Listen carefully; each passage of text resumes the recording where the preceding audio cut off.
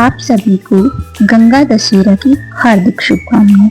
आज हम गंगा दशहरा की महात्मा बताएंगे। पुराणों में ऐसा कहा गया है कि ज्येष्ठ माह के शुक्ल पक्ष की दशमी को बुधवार के दिन हस्त नक्षत्र में पावन गंगा जी का स्वर्ग लोक से इस भूतल पर अवतरण राजा भगीरथ की तपस्या से ब्रह्मा और शिव के वरदान से हुआ था। तभी से गंगा निरंतर प्रवाहित होकर समुद्र में जाकर मिल जाती है।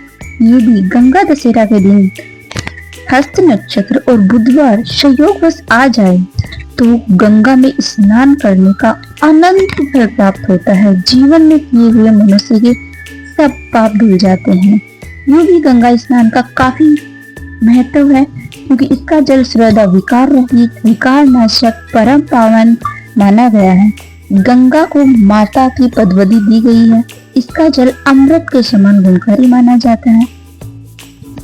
जो मनुष्य इस पर्व के दिन गंगा के पानी में खड़ा होकर 10 बार गंगा स्रोत पढ़ता है, वह चाहे गरीब हो, अमीर हो, सामर्थ्यवान हो और असमर्थ हो, वह गंगा को पूज कर उस फल को पाता है। जो गंगा स्रोत को श्रद्धा और विश्वास के साथ पढ़ता या सुनता है, वह शरीर, वाणी और चित्त से होते हुए होने वाले 10 तरह के पापों से मुक्त हो जाता है। इसलिए इस तिथि को दशहरा कहते हैं।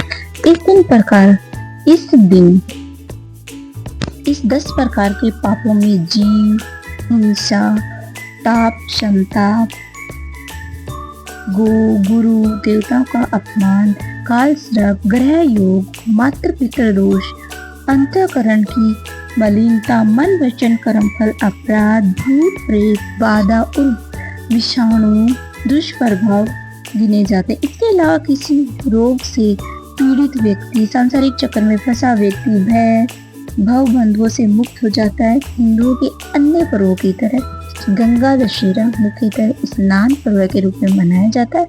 भक्तगण हर हर गंगे कहकर गंगा के जल में डुबकी लगाते हैं। इसका मतलब ये है कि गंगा मैया हमारे 10 दोषों व पापों का हरण कर लेती है।